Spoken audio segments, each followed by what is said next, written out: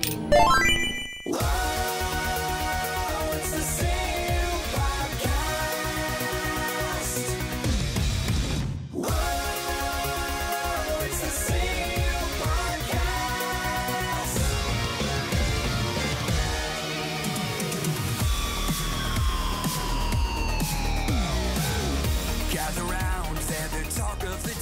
spry today. Yeah.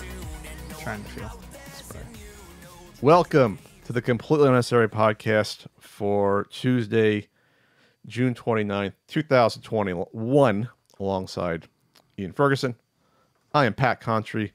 On the show today, we have lots of good stuff to talk about. We have a article about an upcoming game console that'll be entertaining to go through.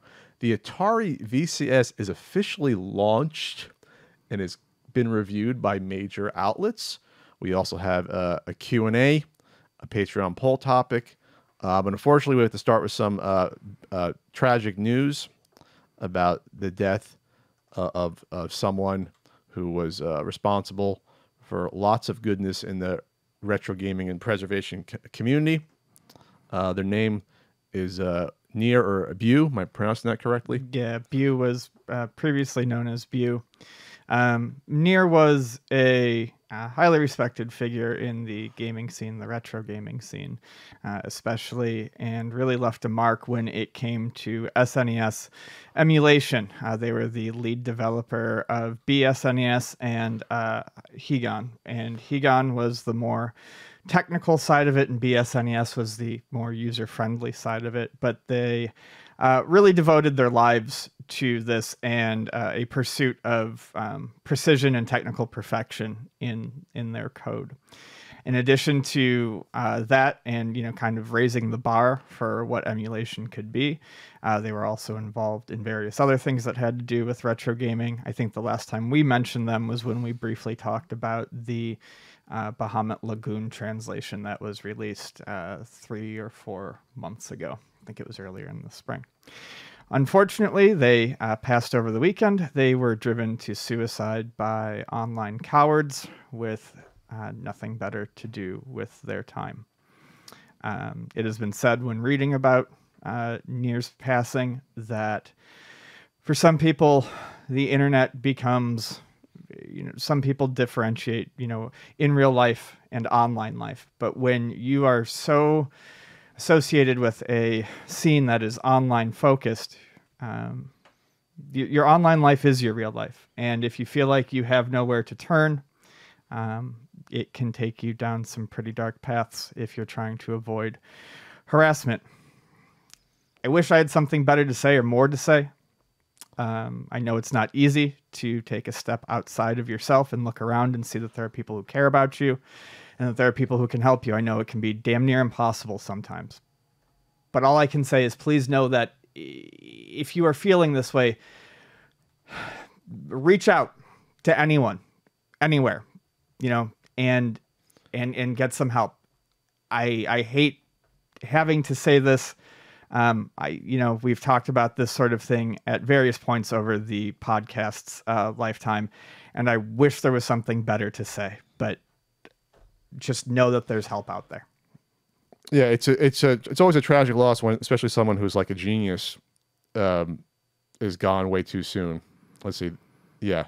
I'm looking at this article recapping what Nir had done. Besides, the most accurate emulator available for the Super Nintendo, and I was talking to Daniel, our pal Daniel, about that. He knows more about it, about how hard it was for some Super Nintendo games to be emulated perfectly because they do things differently with the clock within different games. So it's not a one-size-fit-all emulation thing. So this was the best emulator to use. Nir actually helped me personally, so I have a small personal experience with them. It was I was trying, and if you remember, I could not for the life of me. I was trying to capture the Campus Challenge ROMs, which are a little bit more complicated to get working. Right. They don't work on any of the, like SNES 9X or ZSNES, which I preferred for its just ease of use. I use ZSNES for a lot of emulation. So I tried to get it up and running with BSNES. I tried to get it running, and I couldn't figure it out. So Evan from SNES Central said, "Oh, why don't you get in touch with, at the time, I think it was byuu." And so we DM'd, and they helped me. They helped me just get it up and running. The ROMs like took time out of their day, but okay, yeah, I can help you out. I'm like, clearly this was their passion. Clearly they loved this. Yeah. So didn't have to do that. You know, someone that worked on an emulator and made it helping me just fire up the ROMs. You know, so very kind just from the small experience. You know. I would say if anyone is interested in who the person was and what we lost, there is a great article from March 8th, 2021 by Patrick Klepek on Vice. It's an article about Nier, and it goes over their 23-year journey to get Bahamut Lagoon localized perfectly. So, according to this, they also scanned 1,200 Super Nintendo games, 1,200 down to the circuit boards, in pursuit of long-term preservation and truly cycle-accurate emulation that covered all possible edge cases. That's super dedication. You need someone like that to step up, you know, in order to help get this stuff done. You know, you need someone super passionate and really cares about this, or else who else is going to do it, basically. That's sort of the mindset sometimes goes into this. Like, I better do it, make sure it gets done. So, yeah, sad news, but hopefully we can celebrate Nier's life and people can look into what they've done and give them recognition, you know, over all this hard work over the past decades. That's all I can say about it. All right, Ian, what did you do this weekend? What did I do this weekend? I played Mario Golf. All Super right. Rush. You're looking forward to that? You're a big fan of the series? You're a big golfer? I love golf. You're a scratch golfer, I've heard. Yeah. I love golf video games. I generally like the Mario Sports series quite a bit. I was very much looking forward to Mario Golf Super Rush. I will start off with what I'm going to say by saying that what is available there as the core game, the physics of the game, the input, how you play it, is great. It's fine. It's fun. But I'd be lying if I said I wasn't a bit disappointed. Uh-oh. Honestly. Not enough water. So too much water. Too much water. Too much water traps.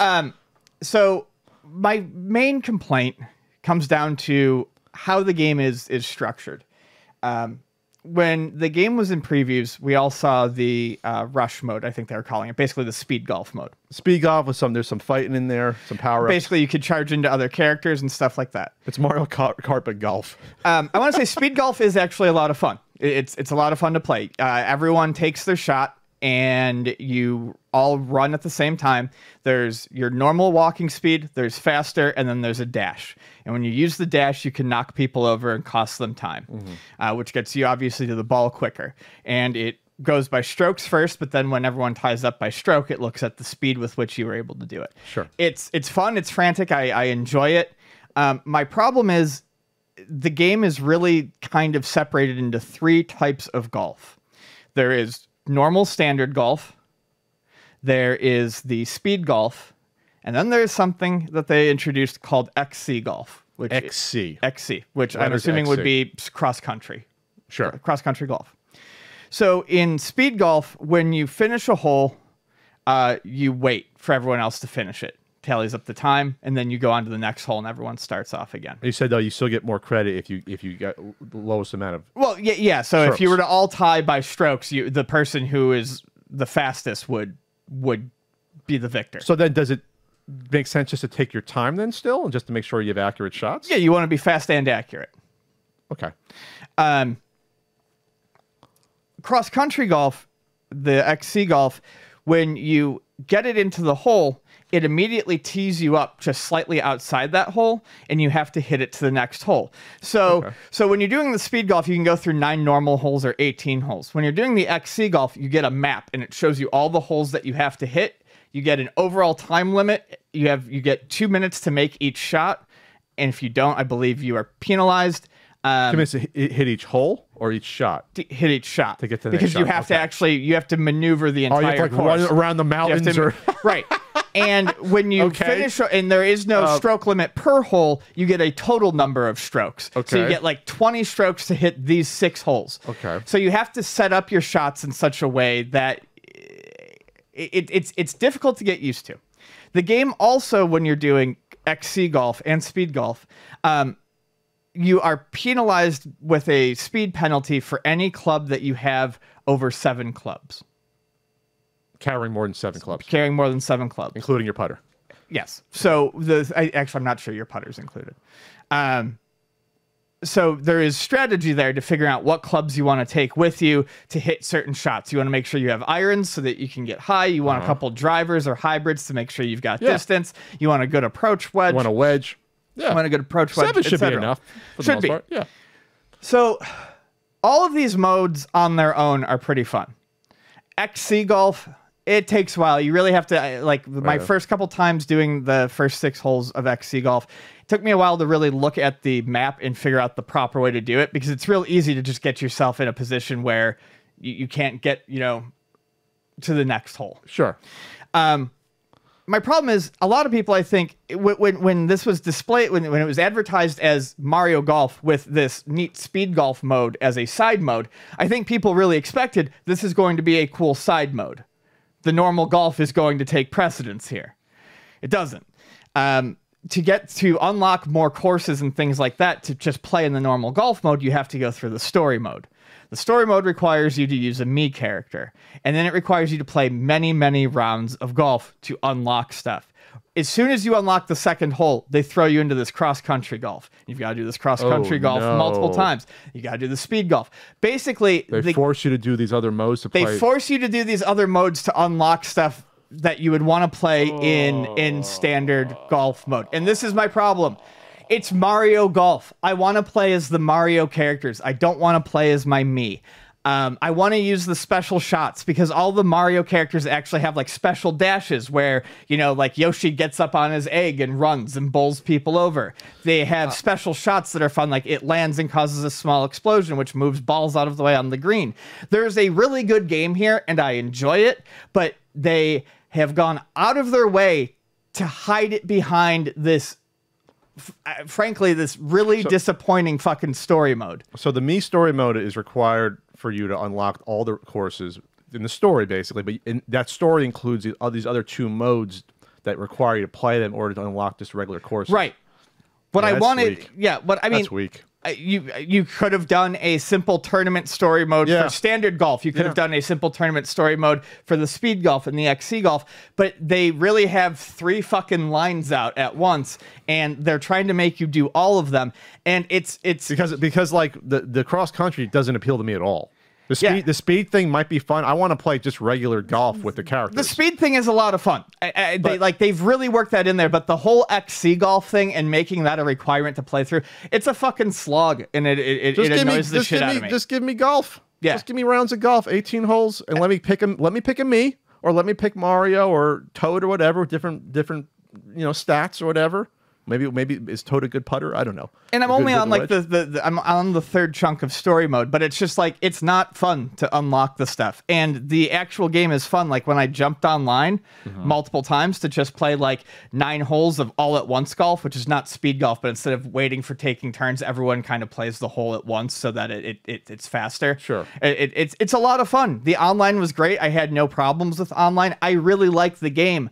But making me jump through all these bullshit hoops is annoying. I was hoping we were going to get something quirky and weird like the Mario Tennis story mode, which was actually a lot of fun. And basically, storyline segment, mini game, and then normal tennis. Beat normal tennis, move on to the next chunk of story mode, unlock that course. Like, that would be fine if you made me go through story mode to unlock all these courses by playing normal golf, but I don't want to do it by playing all these modes. Yeah, if it was me mode where it's like, you get through this tournament, you unlock another course to play that one. Keep the other shit separate. Just keep the other modes separate. Maybe have different unlockables with that, but just let me unlock the courses and go through it. And they pad it out too. It's like, okay, now you got to do a practice round of XC golf. That's 3 holes. Okay, now you're going to do a qualifying round of the same XC golf. That's 6 holes. Okay, now you're going to do a full round of the XC golf, which is 9 holes.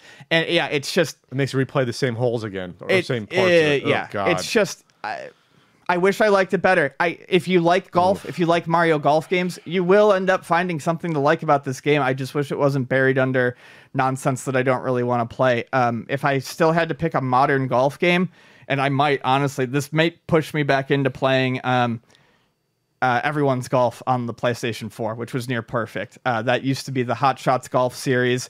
And I guess Clap Hands is no longer exclusive to Sony. So they actually, and I hate playing stuff on my phone, but their newest golf game, there's an Everyone's Golf game for Apple Arcade now that honestly is probably pretty great. I've always enjoyed that series.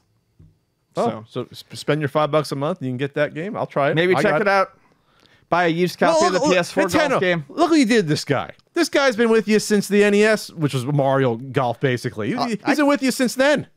So he's been with you for, what is that, 90, when did that come out, 91? 30 years, this guy. This is your audience right here. He's been with you. My love of golf video games will, I have a feeling I'm going to end up with a high amount of hours played on this on my Switch. You'll be able to see that I play a lot of this, but honestly, it's going to be begrudgingly until I get through story mode. Oh, this I know. It came out in the Famicom Disk System in 87, 4 years before it came out on a cart. I didn't know that.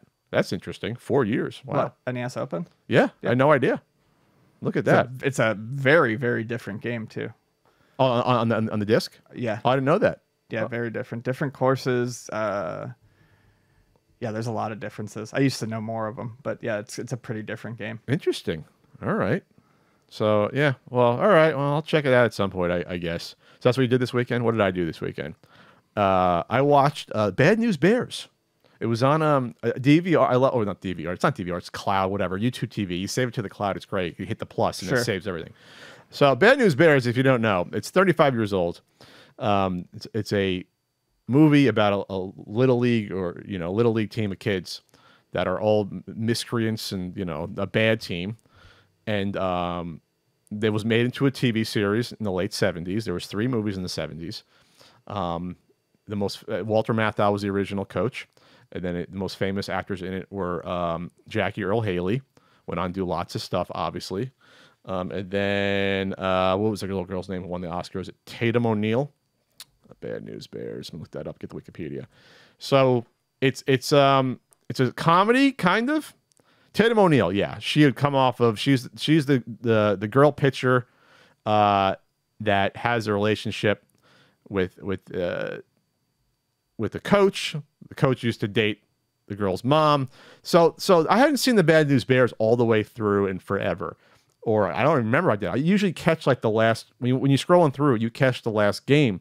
Because the last game in the movie is like 20 to 25 minutes. It's a long stretch. I remember it being a meaty part of the film. They go through a lot of it. There's a lot of stuff that happens there. It's 102 minutes. It was a box office smash. I remember watching it mostly on Nickelodeon, the reruns of the show. So what's Bad News Bears known for? It's known for having the awesome orchestral score that use a lot of classics that are hundreds of years old, including what the hell's the main song? Whatever that's called. Yeah, everyone knows that. But it's a better movie than what I remember. There's a lot going on in this. If you never saw it, I'd recommend it. I don't know if last time you saw it. Vic Morrow was also in it as well. I was probably early teens the last time I saw it, a long time ago. So what's interesting about this, and I actually kind of teared up here and there, not like bawling, but like it was touching because it really showed how kids are, and how there's like 12 kids on the team, something like that. And there's not really an arc for all of them. It's hard to juggle between them, but each kid gets their own personality and interactions with the other kids the best they can. There's one kid that's picked on a lot. Another kid learns to stand up to him. And it's like, or stand up for him, I mean. Sees him getting bullied, and he originally doesn't like the kid, and then he stands up for him. There's a lot of stuff going on here. But it's really a treatise on second chances with Walter Matthau's character, who's just a drunk loser, who was a washed-up minor league pitcher, who gets a second chance with not only being someone to coach a team, but with Tatum O'Neal's character, which is a surrogate daughter character, and he fucked it up in a relationship with the mom and with her. And it's a second chance for these kids who are looked at as losers, by the other teams. They don't show them getting picked on in school, but it's referenced. They get picked on at school for how bad they are. but it's also a nice look at over competitiveness with adults forcing it on kids. There's a lot in that. And I don't think that was really a thing that much in the 70s. Like trying to live through your kids, pushing your kids too much, not enjoying just having fun. There's a lot of that going on as well. That's in this movie. So it's a lot of it. It's a little bit more deeper of a movie than what you give it credit for when you go back and watch it, at least to me. There's a lot of little things in there where I'm like, wow, this obviously kids enjoyed this, but this is for adults as well. And obviously Walter Matthau was a fucking incredible actor. Yeah. By the 70s, he was like leading man or lots of stuff. There was one where he played a thief. I remember watching with Frank one time. I forget what it's called, but yeah, Matthau is fantastic. Walter Matthau. But yeah, check it out. The kids act great. Obviously, like I said, Tatum O'Neal was coming off of, I think she won an Academy Award at like 11. So she was a big get for that film. And then this Jackie Earle Haley. Yeah, a lot of going on in here. And there's even a little bit of like under the surface, like child abuse stuff. In the last scene, Vic Morrow's co-character smacks his kid in front of everyone, and everyone's horrified. Right. But there's even undertones with like Jackie Earle Haley's character, where it's like, he doesn't get along potentially, or something's happened in there, which I think they bring up in later movies, or there's some history there. So yeah, go check it out. Bad News Bears. It was an interesting to rewatch it front to back. Plus, it's well directed and well written as well. Video Game Years 78 just came out on Monday. Ian did not see that. He was not in the chat. But 79 is next Monday. Every Monday we're doing the premiere of Video Game Years up until 89. And no, the show is not returning. So someone keeps asking that. But you know what are returning, Ian? UFOs. We have to talk about this. We brought this up. The Pentagon released their UAP report, because that sounds not as crazy as UFO, unidentified aerial phenomenon. So what's the TLDR of it? It was a short report. There was not a lot of details in the report, but it basically said, yeah, there's stuff out there. We don't know what it is. Like, that's what it said. It didn't get into the nitty gritty of it. Out of the 144 reports, 21, they basically, 21, they basically said, yeah, we definitely have no idea what these things are. Like, we're for sure know that these were things there that we don't know what they are. That we, So yeah, truth is out there. Ian, are you excited? No, you don't care yet. I don't care. Ian's waiting for the aliens to land on the lawn of the White House and say, "Hey, what's going on?" Yeah, no. But there was not from this. Put one in my lap. Not from this article. Another one though, that there was 5 reports, or at least 5 of near collisions with our jets, with our fighter jets, near collisions. So fun times. I think it was 5. I'm trying to find that, but that's an interesting little tidbit. So it's like, yeah, it was close. It wasn't just like it's out in the distance somewhere. It was pretty close to us. Yeah, good times. Good times. No one's excited about that. No one thinks that's a big deal. I guess we don't care anymore. We're like, yeah, whatever. Who cares? We got COVID to deal with. That's okay. When they're trying to actually make contact with us, I'll care. But I'm not concerned. You're not concerned unless it's like, okay, give us warp drive or shut up, basically. Yeah. Either kill us or give us warp drive. Then I'm interested. Yeah, basically. Was there an anniversary we passed over that we should have talked about? Sonic's 30th anniversary. Yeah, we did. We passed that over. And we should have talked about it because I love the little blue guy. I love his games. The blue blur. I love him dearly. But what I really want to focus, I mean, that was a week ago. But what's worth bringing up is that Sonic's 30th birthday was commemorated with a nearly 2-hour-long online concert, the Sonic Symphony. And it was wonderful. They give out hot dogs to the crowd? No. It was excellent. It was one of the rare times I've seen a fan base all enjoy something at the same time. No one complained. Everyone had really nice things to say about it. I threw it on at work, and it was excellent. They started off, basically, they did 45 minutes of, it was the Prague Philharmonic, I believe. And they started with 45 minutes of various symphonic renditions. They did a Sonic 1 suite, a Sonic 2 suite. They did a little from Sonic and Knuckles. They did a really nice Game Gear suite that sounded great. And then they went to intermission. and then they came back and had some of the Sega sound team do some guitar renditions of tracks, and then they had Crush 40, who is responsible for almost all of the like really well-known Sonic tracks from like Sonic Adventure and Sonic Adventure 2, like the themes and whatnot. They had them come out. They did some of their songs, and then they closed with Crush 40 doing 2 themes while the symphony played in tandem with them. Oh, that's pretty cool. It was really nice. Everyone had a really great time. It was excellent. It was fun to hear all the songs. It reminded me of good times during Comic-Con, going to the Sonic Booms, where they would, give out the chili dogs and. Oh, I'm sorry, not a hot dog, a chili dog. Chili dog, very important. Very important. But it was nice. And, for all the crap that a lot of the Sonic games get, because there are definitely some stinkers in that bunch, the people who actually care about Sonic, surrounding Sonic, really do go out of their way to put on excellent shows. Everything I've ever, had to participate in or watch that's had to do with it has always come off fantastically. Really great art, great production. There's a lot of love and care put into these, and that symphony was great. So I went back and re-listened to it at work the other day because it's archived now. So if you missed it and you're just hearing about this, you can find it online.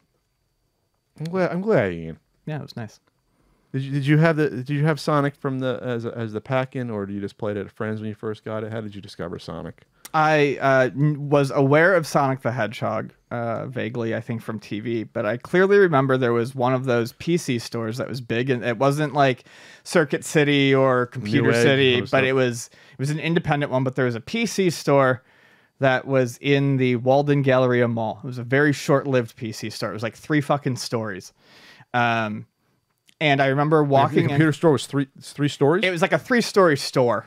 I don't even remember what it was called, but like the middle floor was all like video games and computers and that's stuff. pretty cool structure. And I was walking around in there, and it was attached to the mall. I was walking around in there, and I saw a demo unit, and it was Sonic the Hedgehog being played. The level was Spring Hill Zone. I remember it clearly.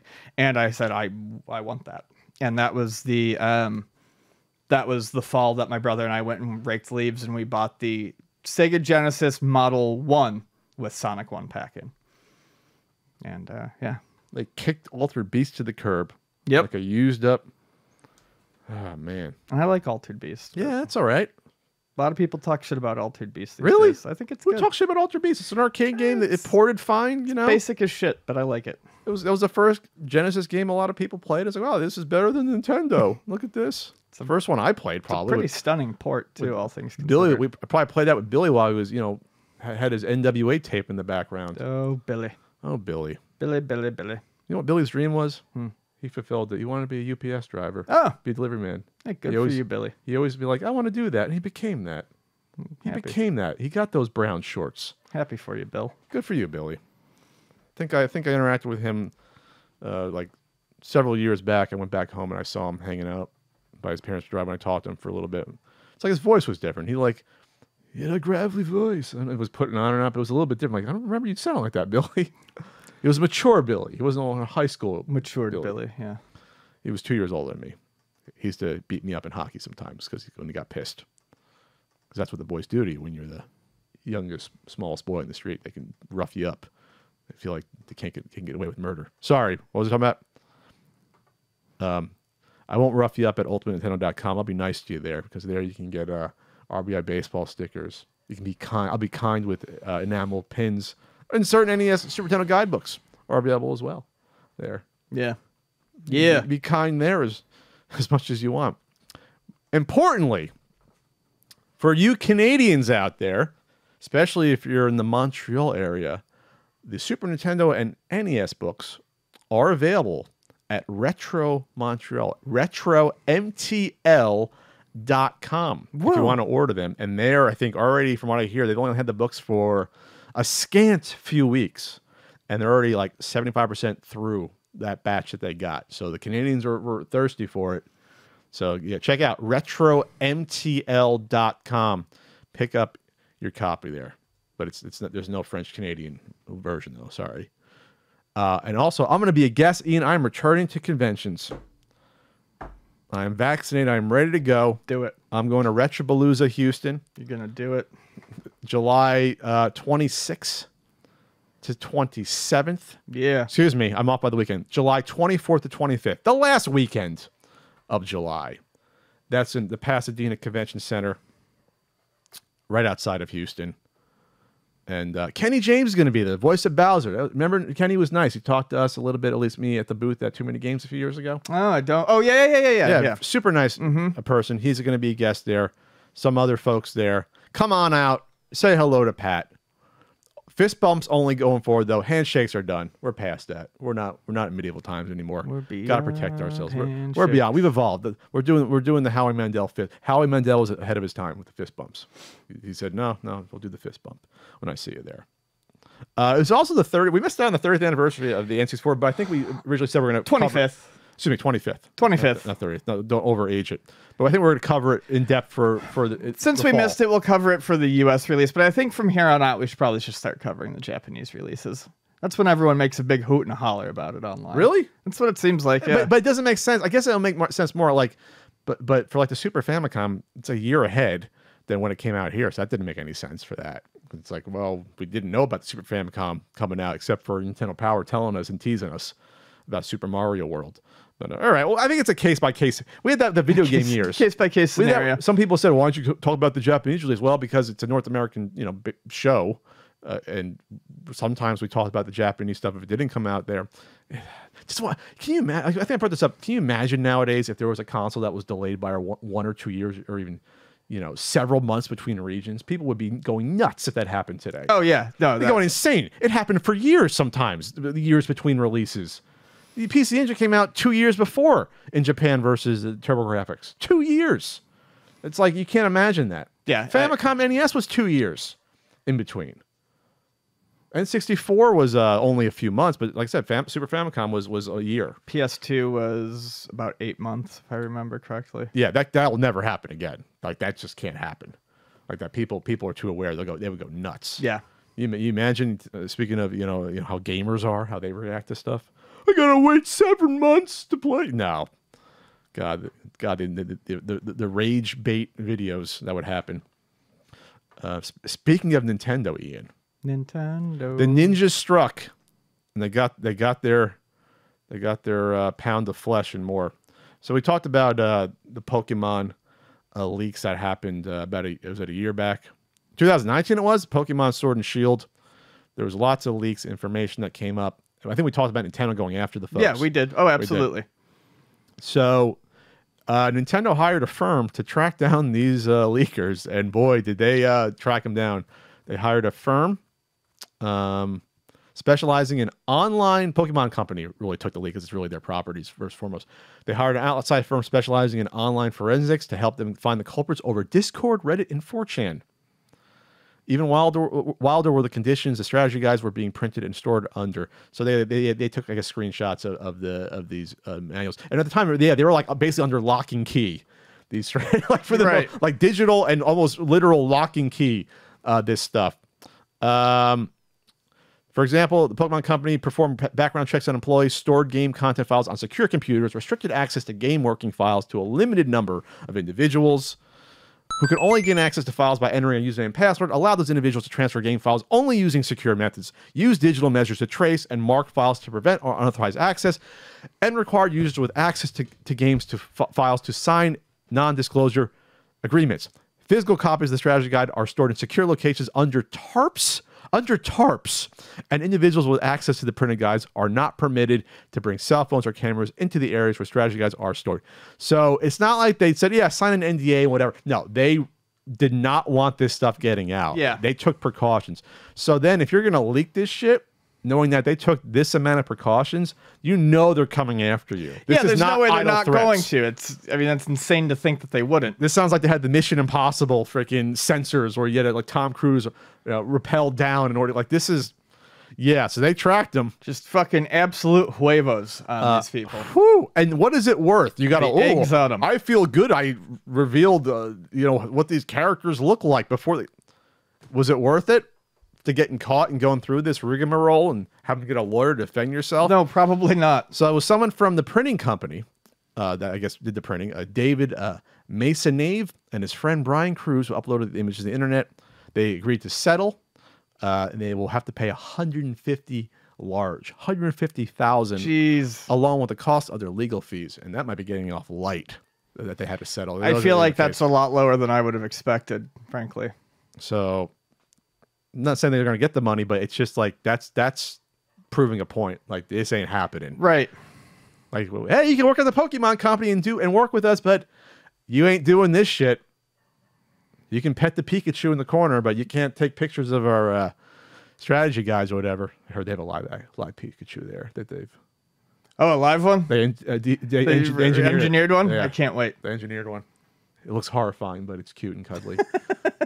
No, it can't be horrifying and cute and cuddly. I don't know where that joke was going. We're talking about this Air Raid auction. So, It's been a while since we talked about Air Raid. Air Raid likes to come up every once in a while. It's one of the rarest. It's a holy grail. It's a holy grail. Yeah, it's a holy grail. It's an Atari 2600 game. It's well known for a couple of reasons. One, it has a unique look. It comes in a blue plastic cartridge that has a handle on top of it. T-handle. It has a T-shaped handle on top of it.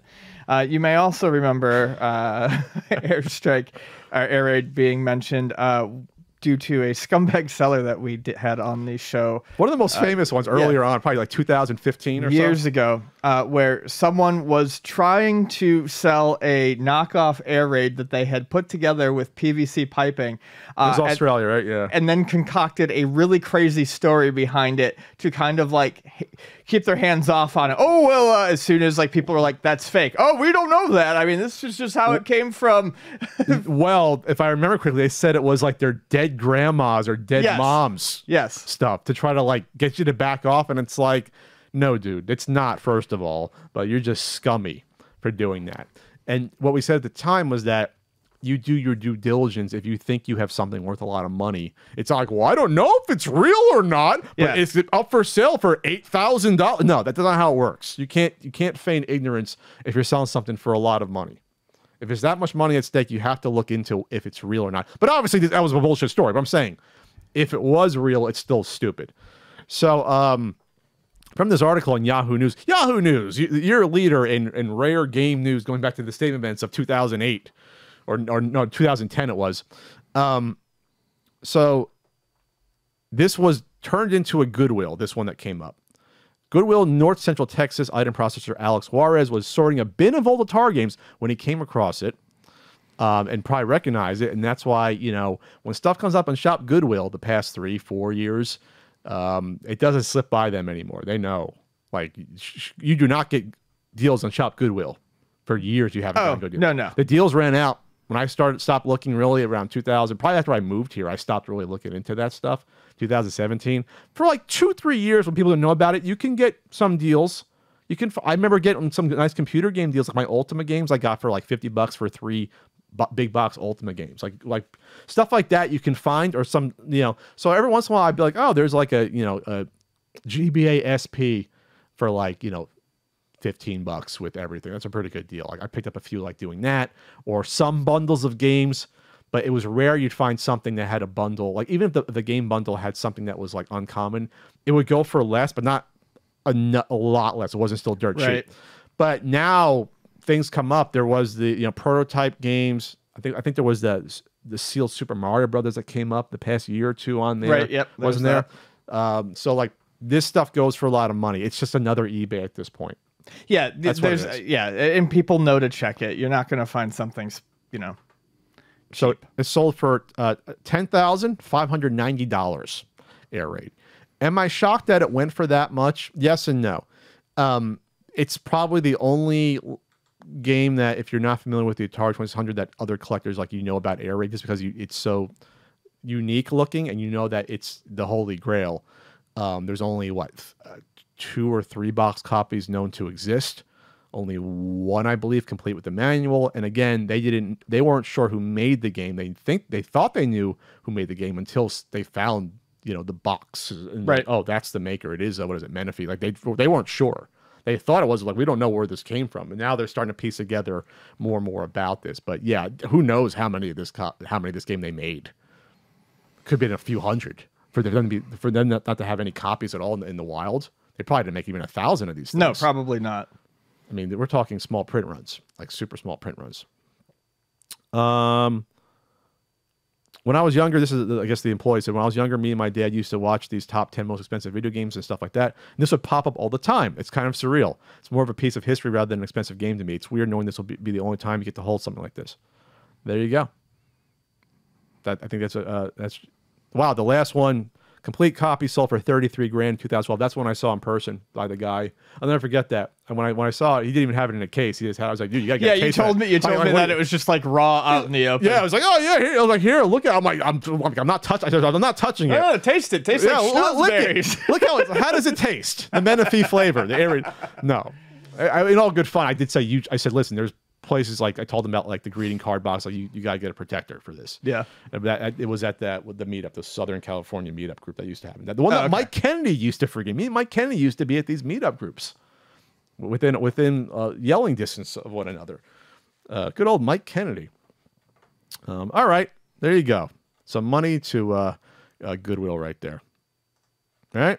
All right. That's it for the intro. That's it for the intro.